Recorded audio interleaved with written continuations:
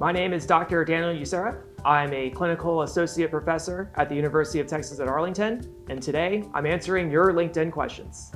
So the first question is, what actually makes a LinkedIn post click with people?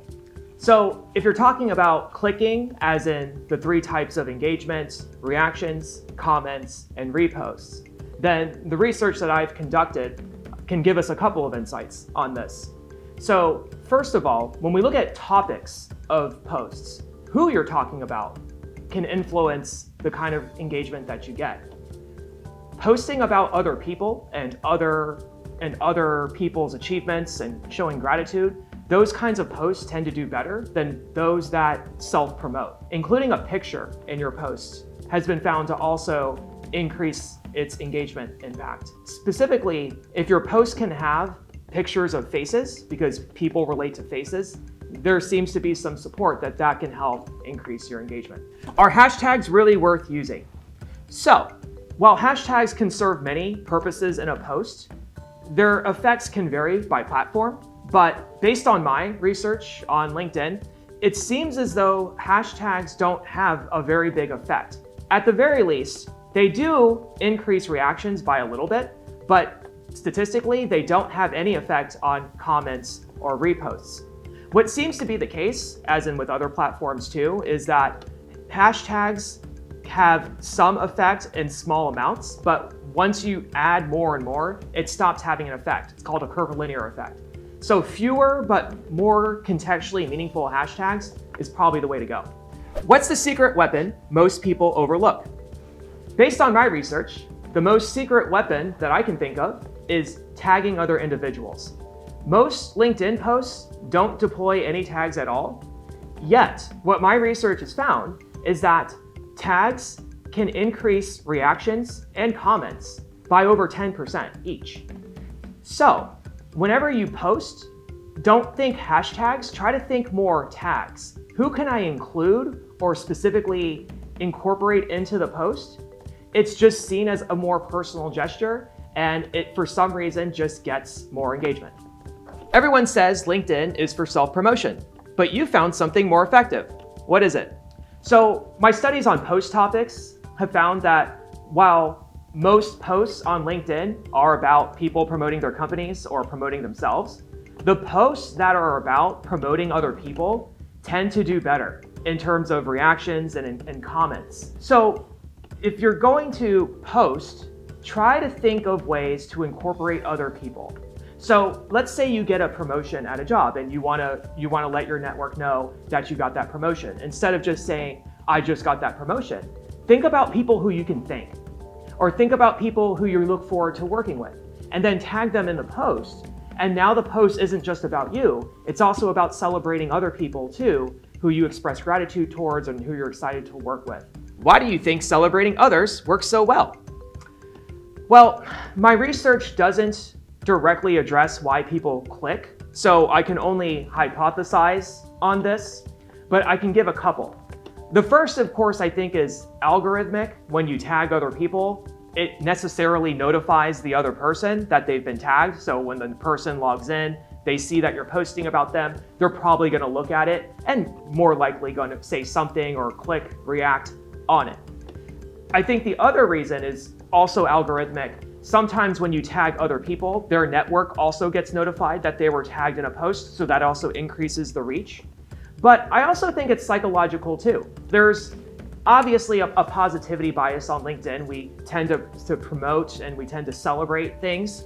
And so of course that's gonna be rewarded more. And just the idea of humanizing the posts and making it about relationships, when we build each other up and we celebrate each other, I just think people tend to gravitate towards that kind of content, especially in a sea of posts that are just about promoting companies or promoting products or promoting services or just talking about yourself. So I think it's a breath of fresh air for some users, and so I think maybe that's why it's also rewarded, but we need further research to really have a firm answer on that. In the age of AI, how can people leverage it in their favor on LinkedIn? So there's not a lot of academic research on this, so I can't speak academically on this question, but from my own usage, I can give some suggestions. First of all, AI is very good at profile creation.